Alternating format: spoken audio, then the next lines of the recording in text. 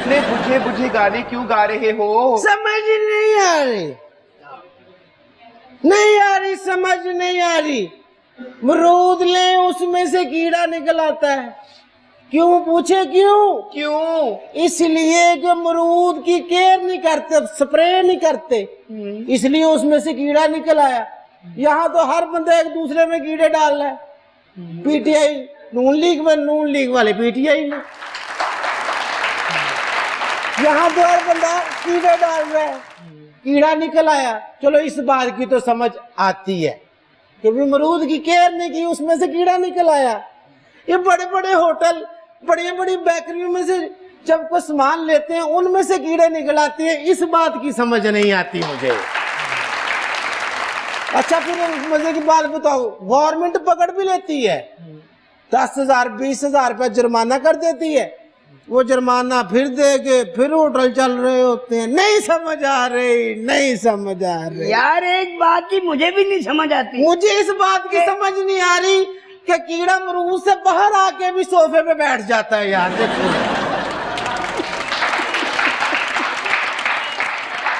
मुझे इस बात की समझ नहीं आती कि इतने हसीन मेहमान आए और तुम इसी मुंह से आ गए। समझ, ये लोग पान खाते हैं, पान खा के उसकी पीके दीवारों पे, मतलब पान खाना समझ तो आता है कि पान खा रहे हैं, इंजॉय कर रहे हैं। हाँ, इस बात की तो समझ आ गई, आ रही है।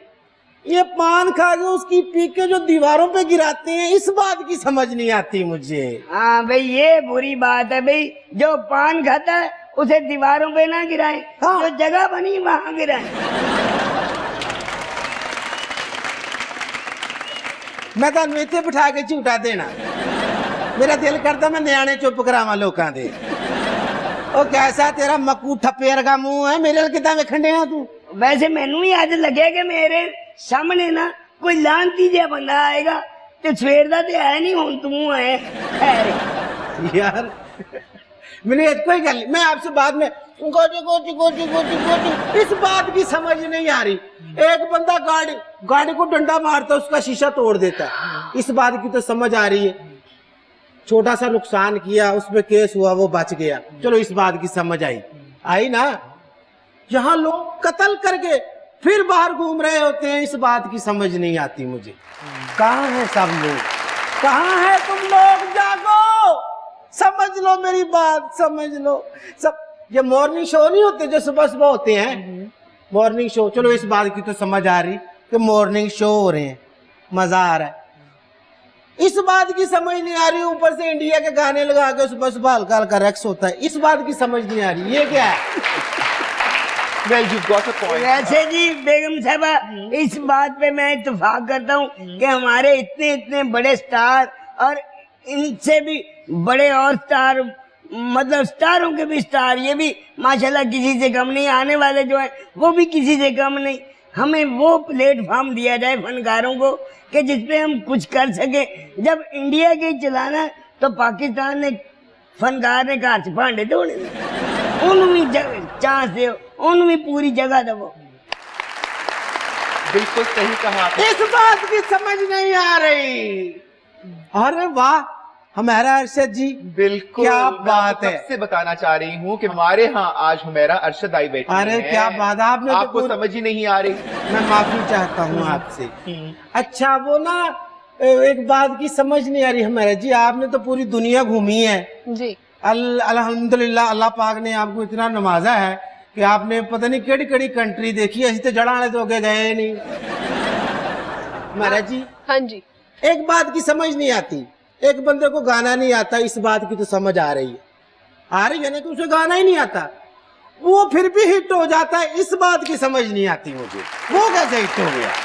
क्योंकि सुनने वालों को भी तो मौसीकी की समझ नहीं ना है, तो वो उसी को ही हिट करेंगे जो उनकी नजर में परफेक्ट है।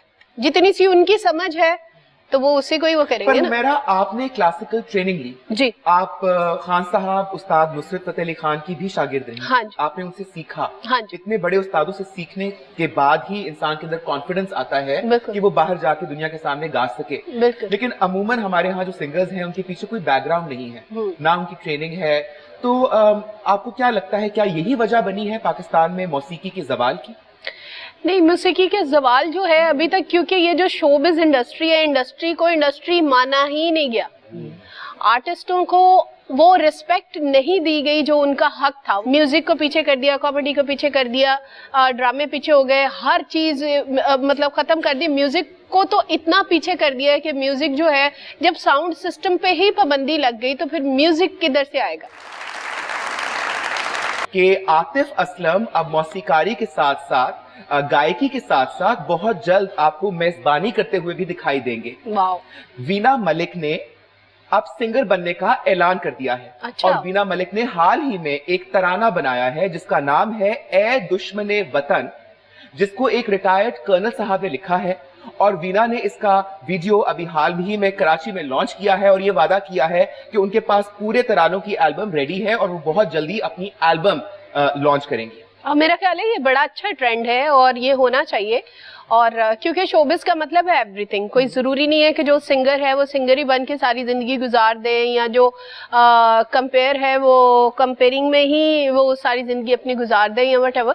एक्सपेरिमेंट लाइफ में होने चाहिए। और जो आपके फैंस हैं वो अगर आपको डिफरेंट रूप में देखें और डिफरेंट चीजें करते हुए देखें तो मेरा ख्याल है ज्यादा अच्छी बात है और ये बड़ा अच्छा ट्रेंड है, मैं इसको अप्रिशिएट करती हूँ। बिल्कुल। और अब फिल्में भी बहुत सारी बन रही हैं और एक दफा फिर हमारी पाकिस्तानी फिल्म इंडस्ट्री रिवाइव हुई है। थोड़ा सा शिफ्ट जरूर आया है, लाहौर से इंडस्ट्री कराची शिफ्ट हो गई है, नए चेहरे सामने आ रहे हैं। तो अगर मैं आपसे पूछूं कि आपकी कोई अदाकारी करने का फिर से कोई इरादा है?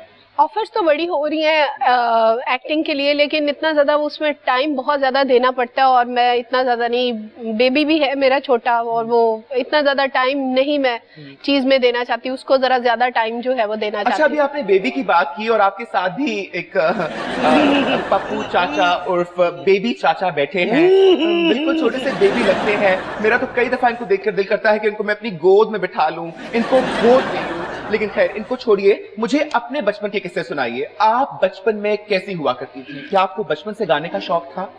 मुझे बिल्कुल बचपन से ही गाने का शौक था और आर्टिस्ट जो होता है वो बचपन से ही होता है। हाथ साथी जो आर्टिस्ट होते हैं वो मेरा नहीं ख्याल कि वो आर्टिस्ट होते हैं, तो वो बॉर्न जो आर्टिस्ट होते हैं वही आर्टिस्ट होते हैं, चाहे वो सिंगर हो, चाहे वो कॉमेडियन हो, चाहे डांसर्स हो, चाहे व्हाटएवर कुछ भी हो। लेकिन कुछ अल्लाह की तरफ से गॉड गिफ्टेड टैलेंट जो है वो बचपन से ही उन्हें मिल जाता है। तो मैं बहुत शरारती हुआ करती थी और मुझे बचपन से ही गाने का बहुत शौक होता था।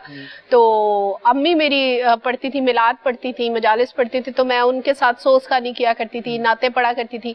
तो और स्कूल के कॉलेज के जितने प्रोग्राम होते थे उसमें मुझे बड़ा शौक होता था, मैं ज्यादा मतलब हिस्से लेती थी उसमें और इसी तरह बस करियर का आगाज हो गया। मैडम माशाल्लाह ਤੁਹਾਡਾ ਇੰਨਾ नाम है, ਤੁਸੀਂ ਉਹ गाना सुने, जा जावे तेनू दिल दिता दे दिता अल्लाह वास्ते। नहीं, मैंने नहीं सुना। एनू हुण तोड़ी ना खुदा दे वास्ते। नहीं, मैंने बिल्कुल नहीं सुना ये गाना।